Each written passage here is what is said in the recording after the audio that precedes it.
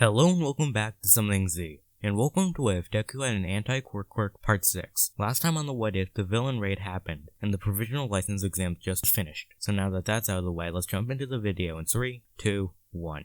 So it's now since where we last left off, and when Izuku was done changing, he went back to the arena, and when he got to the center, he saw a giant board next to the main examiner, who was on a stage. And when everyone got to the center, the main examiner showed the names of the examinees that passed, with Izuku passing while Todoroki and Bakugo failed, because of their actions during the second part of the exams. And then all the examinees that failed were told that even though they failed, they will be given a shot to take it again, after taking an extra class. And shortly after the names were revealed, the people that passed went to go get their pictures taken, and a couple hours later, Class 1A make it back to the dorms, and the fight between Bakugo and Izuku don't happen, since even before Izuku got one for all, Bakugo saw Izuku as an equal. So now we skip to the first day of school, and when it begins, Class 1A go to an opening ceremony, and there Class 1A learns about the hero work studies. So now we skip a couple of days, and when class starts, 3 older students walk into Class 1A, and they try to explain the hero work studies, but after 3 attempts, one of the 3 with yellow hair tells them to meet him in the gymnasium, which at first they ask why, but the only response they get is that they will only truly understand when they fight him. So now we skip to when Class 1A gets to Gym Gamma, and like the canon, Todoroki stood out since he failed, but Bakugo wanted to test the person's strength, so he decided to fight. And when the fight began, the melee fighters charged at Mirio, but before they could reach him, he sunk into the ground.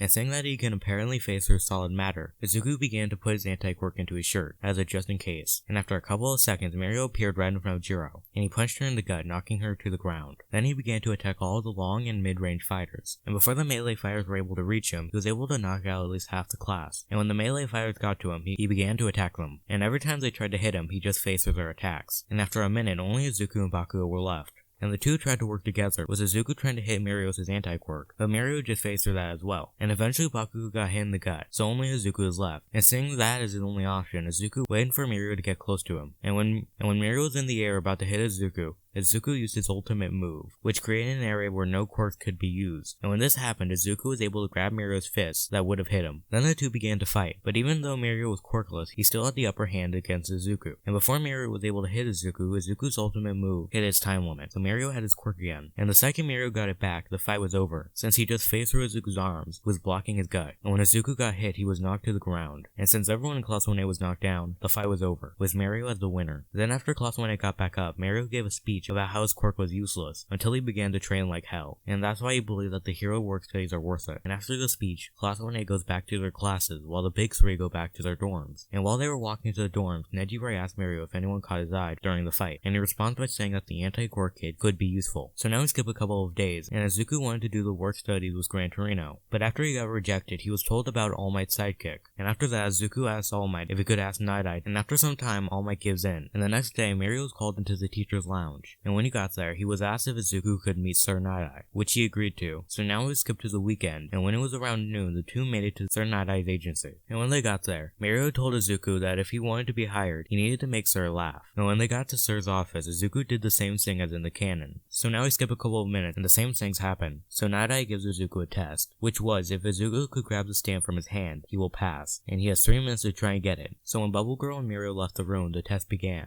And when it began, Izuku forced his anti-quirk into his shirt, and he used one for all to jump around the room. But since Night Eye was using his quirk, he knew what Izuku was doing, so he dodged all of Izuku's attempts. And when it was 2 minutes and 30 seconds, Izuku used his ultimate move, making Night Eye's quirk not work. But in exchange, Izuku lost his quirk as well.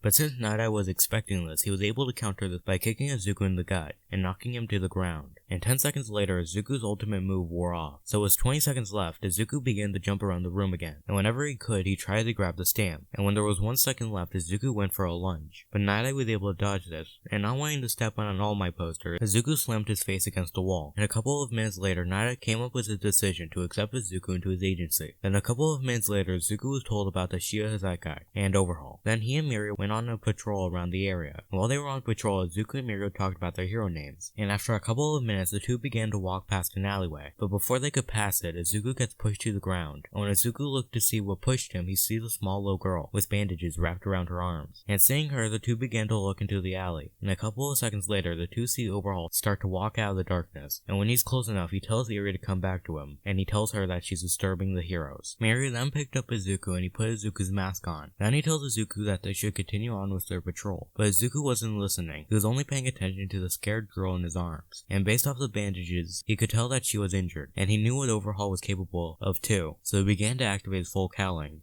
and he began to think whether he should attack him or not. But before he actually did anything, Mario whispered in his ear, and he tells him he knows what he's thinking, but if they attack him now, they might never know what the group was doing. And hearing this, Izuku deactivates his anti-quirk. And seeing Izuku look serious, overall tells the two that if they really want to know more, they have to follow him. Then he began to walk deeper into the alley, and shortly after he began to walk, Aria ran to his side when she saw him start to take off his glove. And seeing that the two left, the two continued on with their patrol. And while they were walking, Mario thanked Izuku for listening to him. And when the two got back to Sir Night-Eye's agency, they told Sir about what happened. And instead of yelling at Izuku, Night-Eye thanked Izuku as well, since that could have been a lot worse if Izuku took him down. So now we skip a week, and when Izuku went to his work study, for some reason Tsu, Kirishima, and Ochako followed him. And when the group of students make it to Sir Night-Eye's agency, they see a group of pro heroes, and they even see Aizawa and Gran Torino. And when Sir believed that everyone was there, he began the meeting. And during the meeting, they discussed about what they found about the Shia Zaika, and they figured out that the anti-quirk bullets are fueled by Irie's blood. And hearing this, Izuku got mad, since he let that man go, and he prolonged the girl's suffering. But he kept his mouth shut since he didn't want to make a commotion. And after the meeting, the students were placed in the next room, while the pros discussed classified information. And after a couple of minutes, Aizawa walks over to the students, and he tells them that he wanted to kick them off the mission, since the League of Villains could be involved. But since he knows that they would help even if they were told no, he tells them that he will be watching them, and they should be careful on the upcoming mission. So now we skip a couple of days, and when Night-Eye got the information he needed, he called everyone from the meeting back to his agency, and he tells them where Irie is being held, and he also tells them that the rescue mission will commence the next morning at 8 AM. And after they were told this, everyone went back to their home to prepare for the next day. So now we skip to that time, and when the mission began, a police officer knocked on the door, and he shouts that they have a warrant. But right after he said this, a villain with super strength burst through the wall, and he threw the police officer away. But luckily, Izuku was able to catch him right before he hit the ground. Then Ryuku's agency went to fight the villain, while Sir Night-Eye's agency, Falcom's agency, and some pro heroes and police officers ran deeper into the base. But when they got to the main room, they got attacked by more goons, which Bubble Girl and Centipede were able to distract, allowing the rest of the group to continue on. So they went deeper into the base. But after a bit of running, the group comes across a wall, and when Mario saw this, he ran up to the wall and faced through it, and just like he thought, it was there to block their path. And hearing this, Izuku and Kirishima punched through the wall, allowing them to continue on. But after a couple of minutes, the hallway starts to twist and contort, and while this was happening, Mario decides to go off on his own, so he phased through the walls and began to run down deeper into the base. And before the group could follow him, Mimic creates a hole under the heroes, and when they finished falling, they found themselves in a room with 3 goons, which Tamaki believes that he can handle on his own. And hearing this, Falcom forces everyone else to leave the room, and even though they were hesitant, they listened to him, so they continued on. And after a couple of minutes, Mimic decides to attack Aizawa, so he launches a pillar at him that would have crushed him, but Falcom and Kirishima jump to Aizawa and they push him out of the way, so they get hit instead, and they get launched into another room, splitting them from the rest of the group. And after a couple of minutes saying that they couldn't do anything, the main group continue on, and after a couple of minutes, the group come across Mimic twisting more hallways. And this time, Rocklock used his ultimate move to make the walls stay in place, but when he did this, Mimic decided to split the group up, so he placed cement walls in the middle of the group, and when the walls were placed, Izuku's Aizawa right next punched through the newly placed wall. And when they walk into the next room, they see 2 Rocklocks, one with no injuries, while the other one has a stab wound. But luckily, Aizawa was able to see through this, so he used his quirk on the Rocklock that was unharmed, which made him melt, revealing her true form, revealing it to be Toga. And when she was revealed, she fought the 2 of them, but even with the both of them, she was able to escape. But right before she left, Toga was able to stab Aizawa in the shoulder, which wasn't as bad as it looked, since it was only deep enough to drip blood, and nothing else. And shortly after that, Izuku broke through the rest of the walls, allowing the group to come together. And after a couple of minutes, Mimic starts to sink the group deeper underground. And when he did this, to the group's surprise, Toga and Twice seemed to be purposely trying to rile up Mimic.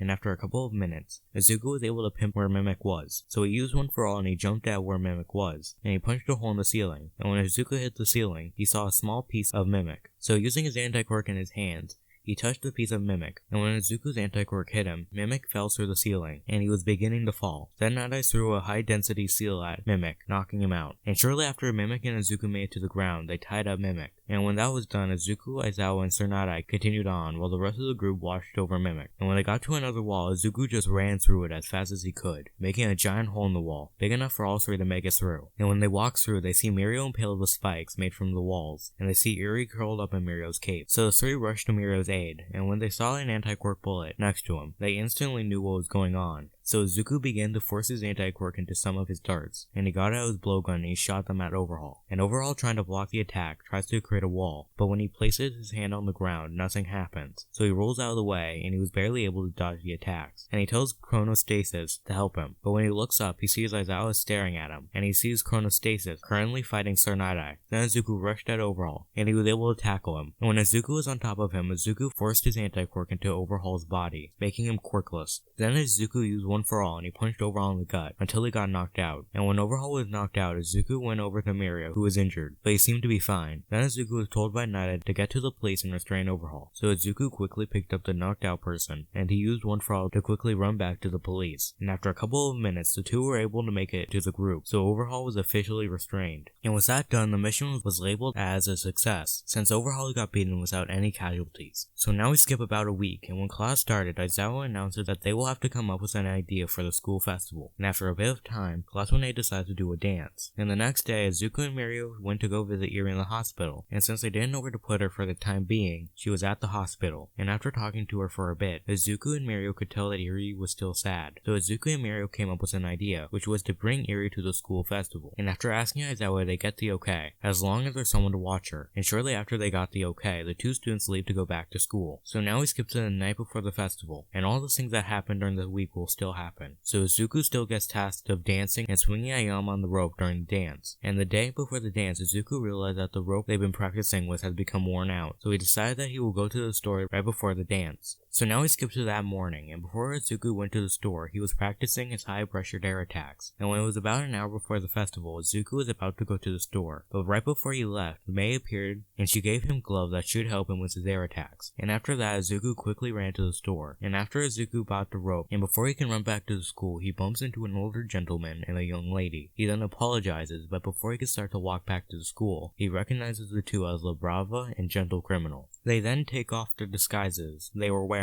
and they begin to launch themselves towards UA with the help of Gentle's quirk. Then Izuku picked up a couple of rocks off the ground, and he put them in his pockets. Then he used One for All, and he jumped from building to building to keep up with the two. He was also infusing the rocks he picked up with his anti-quirk, and eventually when Izuku was close enough, he used his glove to shoot an air attack. And not being able to see the attack, Gentle got hit in the back. And when Gentle got hit, the two began to fall, and the place where the three landed was a construction site. And when Izuku picked himself up, he threw one of his anti-quirk rocks at Gentle. But this time, Gentle was able to react in time. He used his quirk to bounce the rock back at Izuku, which he was able to dodge just in time. Then Gentle started to make the steel beam start to bounce around. Then Izuku tried to shoot another air attack at Gentle, but like the rock, Gentle launched it back. But this time, it hit Izuku in the chest. And when Izuku picks himself up, he sees the steel beam start to fall, and under the beam there was a civilian. So Izuku quickly grabbed the beam and he was stuck holding it. And using this to his advantage, Gentle and the Bravo launched themselves away by making a nearby crane elastic. Izuku, seeing this, holds the beam with one of his arms, and he picks up his other arm and he shoots another air attack. But Gentle was able to dodge the attack in time. Then Izuku quickly put down the beam and he used the same crane the two used, and he flung himself toward the two. Then when Izuku got to where the two were, he threw another rock. But like last time, Gentle used his quirk to launch the rock back at Izuku, which Izuku was able to dodge in time. Then Izuku used an air attack at Gentle's quirk, which ricocheted it back at Gentle. And when it hit Gentle, it knocked him to the ground. Then before the two could do anything, Izuku pinned the two to the ground. Then he used his last rock for his ultimate move, making the three quirkless. Then shortly after that, Izuku knocks the two out. And a couple of minutes later, Ectoplasm and Hound Dog show up, and they take the two to the police, while Izuku runs back to the store to get the rope he left. And he was able to run back to the school with enough time to change. And when the show began, Izuku started to dance. But when it was time, he ran off the stage and he began to carry Ayama around the room. Then the rest of the show continues as it does in the canon. So by the end of it, Eri smiled, and everything from here on will be around the same, with Endeavor trying to be the #1 hero. So I guess this is where I'm going to leave the What If. It was fun making this. I hope you enjoyed it, and I hope to see you next time on Something Z. And also, if you made it through the whole video, I'm going to give you hints on what the two next What Ifs are going to be. The first What If is the number 12.